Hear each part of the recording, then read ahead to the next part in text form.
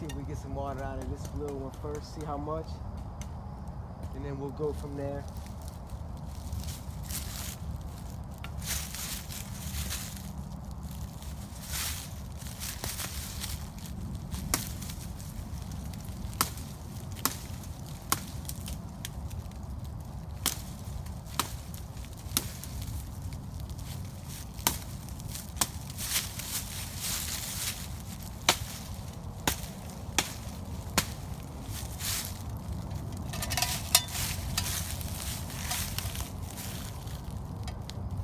See the water coming out?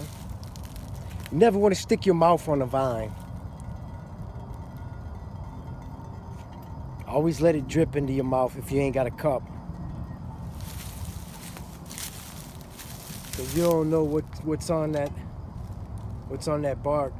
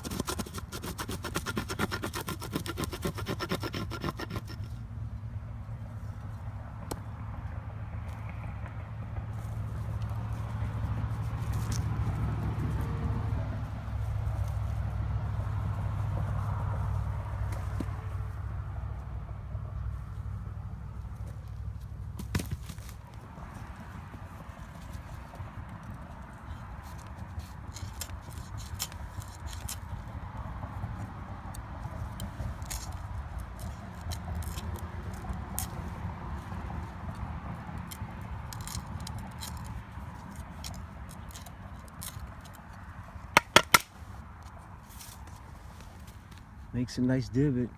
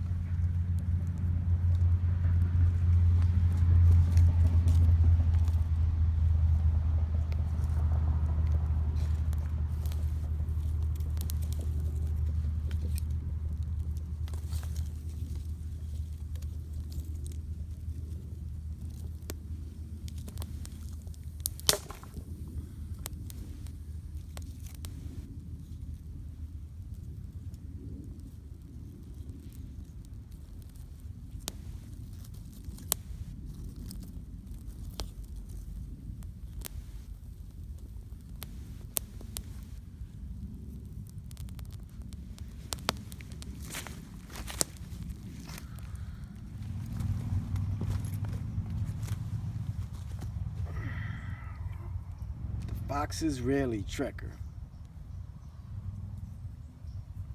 I wanted to do another video after been having a knife for about 6 months, something like that, and just give y'all some feedback on a knife, because this was one of the more controversial videos I made.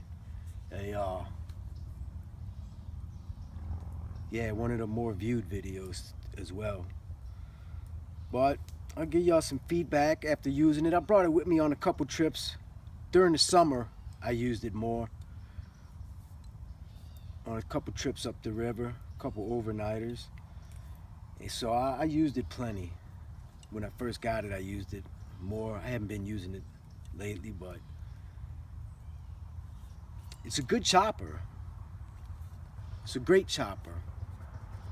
You could choke back and get some nice leverage. And the way the pommel curves down like that, it keeps it from coming out of your hand. Pommel's got a good 92 for scraping. Up here's a good 90 as well. I rolled in some footage and you can see it scrapes pretty good. When you choke up on it, you could do some smaller, finer work with it. It's a good chopper. I mean, it's not gonna be for everybody. It's gonna be geared more towards them survival guys. Like, it would be a good knife for a bug out bag. Or if you was a pilot or something like that, it would be a good bailout knife. Cause it's kind of like a jack of all trades, but a master of none. But it's got some negative things. It's this jimping, this aggressive jimping in the back, it'll bite you after a while of using it. It'll start to eat your hands up. Like if you're chopping with it, like that, or even just when you choke up and you're doing final work, like feather sticks and stuff. Yeah, that jimping's a little aggressive.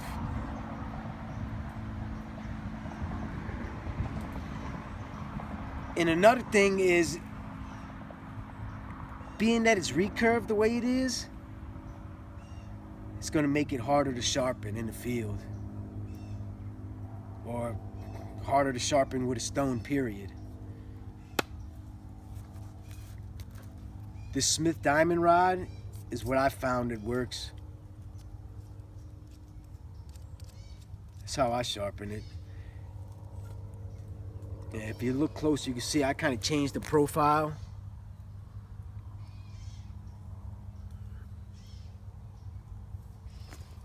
But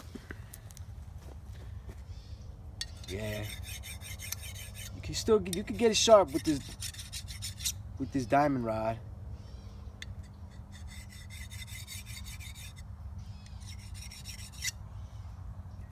But it is harder to sharpen in the field. That's one of the reasons why I don't use it as much as I used to. The N690, it does hold the edge though. It does hold the edge good. That N690 is a good steel. It's a strong steel, and it's a corrosive resistant steel. Because there ain't no rust on this knife.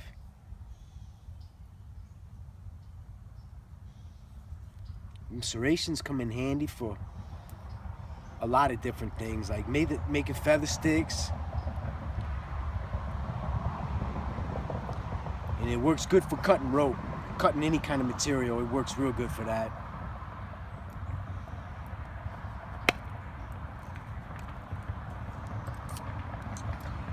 Them guys that like the Tom Brown tracker,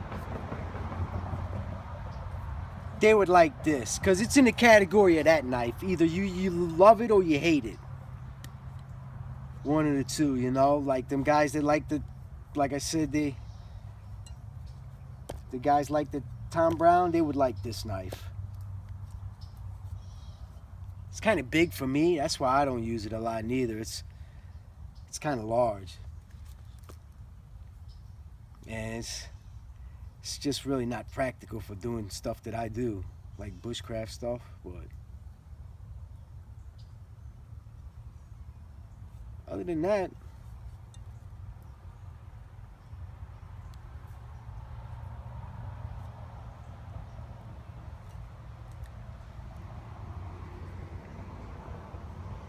it's a light knife.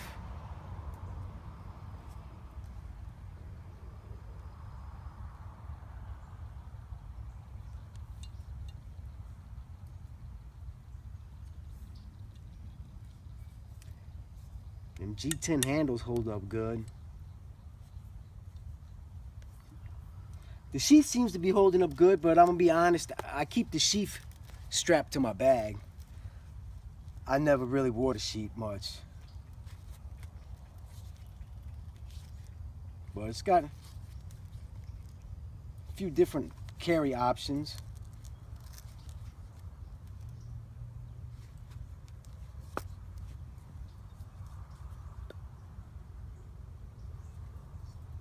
It'd be a good bug out bag knife, because honestly, I think the designer geared it more towards the military guys. It would be a good fighting knife. I mean, if there is such a thing, a knife fighters. My dad used to say there's two kind of knife fighters: the guy that dies on the spot and the guy that bleeds to death in the back of an ambulance. But you could do some damage with this to another person if you had to. It would be good for that, but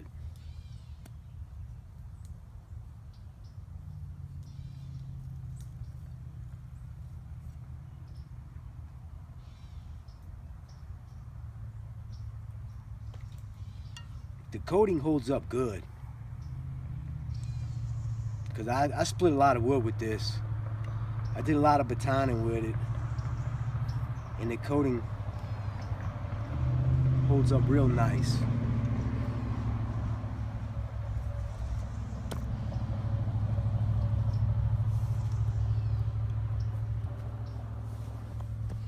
Thanks for watching.